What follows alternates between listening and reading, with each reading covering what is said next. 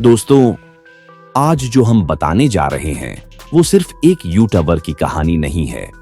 ये वो सच्चाई है जो सोशल मीडिया की चमक के पीछे छिप जाती है। वो दर्द, वो ट्रोलिंग, वो नफरत जो एक लड़की को सिर्फ इसलिए झेलनी पड़ी क्योंकि उसने एक फेमस यूट्यूबर से शादी करने की हिम्मत कर ली। हाँ दोस्तों, आज हम बात करेंगे सौरव जोशी की और उस कंट्रोवर्सी की जिसने पूरे इंटरनेट को हिलाकर रख दिया है। क्या सच में सौरव अपनी वाइफ को कंटेंट के लिए यूज कर रहे हैं? क्या सच में उन्होंने अपनी एक्स गर्लफ्रेंड को धोखा दिया? और सबसे बड़ा सवाल, उनकी फियंसे को इतनी नफरत क्यों मिल रही है?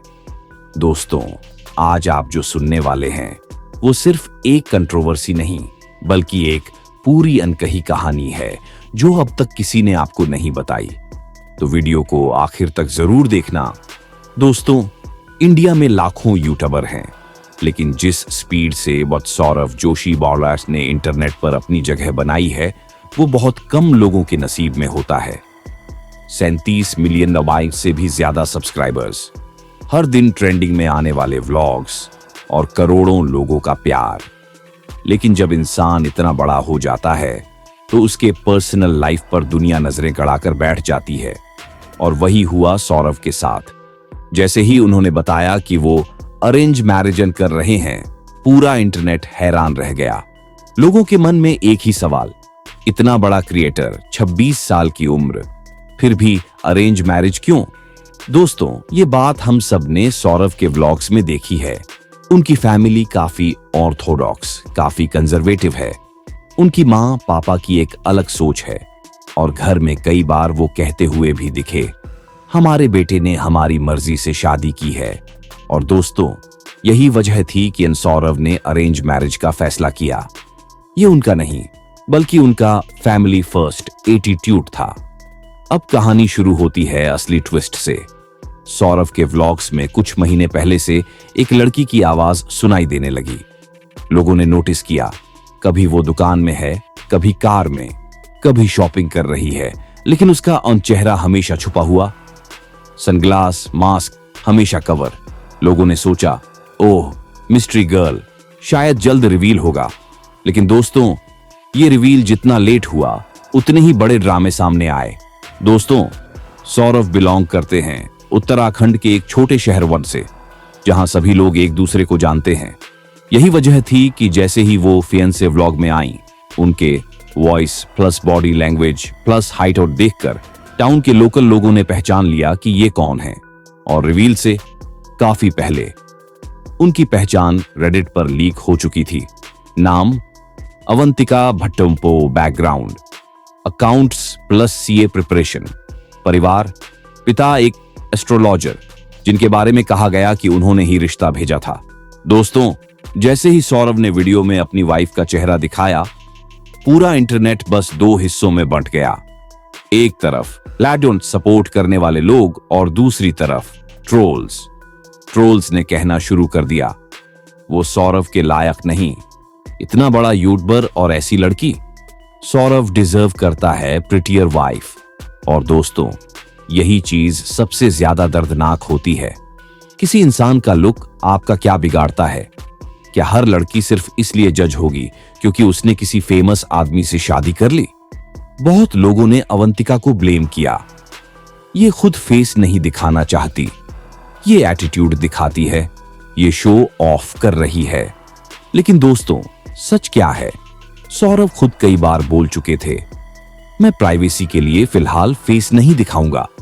और अवंतिका को तो कई बार मास्क और गॉगल्स पहनते हुए बहुत अनकंफर्टेबली देखा गया। उन्होंने खुद बोला, मुझे सांस लेने में प्रॉब्लम होती थी, ये मेरे लिए मुश्किल था। लेकिन उन्होंने यह सब सिर्फ इसलिए किया क्योंकि यह सौरव के कंटेंट का हिस्सा था। सच यही है, कंटेंट की वजह से उन्हें महीनों फेस छुपाकर रखना पड़ा। दोस्तों, ये सवाल पूरे इंटरनेट पर घूम रहा है और जवाब साफ है, हाँ और नहीं भी। क्यों? क्योंकि एक व्लॉगर की लाइफ ही कंटेंट होती है, शादी, घर, रिश्ते, हर चीज। लेकिन दूसरी तरफ अगर उन्हें सच में प्राइवेसी चाहिए थी तो शादी की शॉपिंग, शादी का लोकेशन, हर रिचुअल, सब कुछ व्लॉग में कवर क्यों किया? यही वजह है कि लोग बोल रहे हैं सौरव प्राइवेसी बोलते कुछ हैं, करते कुछ और हैं। और सच कहा जाए तो इनमें से बहुत बातें सही भी लगती हैं। अब आते हैं कहानी के सबसे मसालेदार हिस्से पर। क्या सौरव की एक एक्स गर्लफ्रेंड थी? क्या उन्होंने उसे छोड़ दिया जब वो फेमस हुए? अब दोस्तों, यहां सच्चाई आधी खुली है, आधी बंद। प्रिया थापा, जो उनकी बहुत करीबी दोस्त थीं, वो सौरव के व्लॉग्स में काफी दिखती थीं। दोनों ने साथ में वीडियो बनाए, पोस्ट डाले, म्यूजिक वीडियो किया। लोगों ने समझ लिया ये दोनों डेट कर रहे हैं। फिर अचानक दोनों ने एक दूसरे को अनफॉलो कर दिया, सारे पोस्ट ऑन डिलीट ऑन कर दिए। और जिस दिन सौरव ने शादी का ऐलान किया, उसके तुरंत बाद प्रिया ने एक इंस्टा स्टोरी डाली। People say you don't realize what you had until it's gone, but I know what I had, and I'm glad it's gone. पूरा इंटरनेट हिल गया। लोगों ने कहा ये इनडायरेक्ट सौरव पर तंज है, सौरव ने धोखा दिया, पेरेंट्स ने प्रिया को एक्सेप्ट नहीं किया। लेकिन दोस्तों, सच क्या है? ना प्रिया ने ना सौरव ने कभी अपने रिश्ते को पब्लिकली एक्सेप्ट किया। ये सारा ड्रामा बस रूमर्स पर चलता रहा। क्या गलती सौरव की है? क्या गलती अवंतिका की है? क्या गलती प्रिया की है? नहीं दोस्तों, गलती है ऑनलाइन ऑडियंस की, हमारी। हम किसी भी लड़की को, किसी भी लड़के को उनकी लुक्स, उनकी हाइट, उनके कलर से जज कर देते हैं। हम सोचते हैं ये लड़की इसके लायक नहीं, ये लड़का इससे बेहतर डिजर्व करता है। अरे भाई, किसी की लाइफ में कौन परफेक्ट है ये वो खुद तय करेंगे, आप नहीं। दोस्तों, इंटरनेट पर हेट देना बहुत आसान है, लेकिन सोचिए जिस इंसान पर जाता है उसके लिए कितना मुश्किल होता है। आज अवंतिका को हेट मिल रहा है, कल किसी और को मिलेगा। और असली बात, अगर फ्यूचर में अवंतिका का बिहेवियर गलत हुआ तो लोग उन्हें क्रिटिसाइज करेंगे, पर सिर्फ लुक्स की वजह से हेट करना ये पूरी तरह गलत है। जैसे रुचिका निशाज GF को मिला था, वैसे ही अवंतिका को भी मिल रहा है। ये ट्रेंड रुकेगा कब? जब हम रोकेंगे। तो दोस्तों, ये थी पूरी सच्चाई, बिना ग्लैमर, बिना नकली बातों के, सीधे, साफ एंड रियल। अब आपकी बारी है। आपको क्या लगता है, क्या अवंतिका के साथ अन्याय हुआ?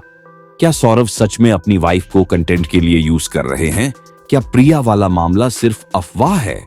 अपने ओपिनियन कमेंट सेक्शन ऑन में जरूर बताएं। और अगर वीडियो पसंद आया हो तो लाइक, शेयर और सब्सक्राइब करना मत भूलिएगा।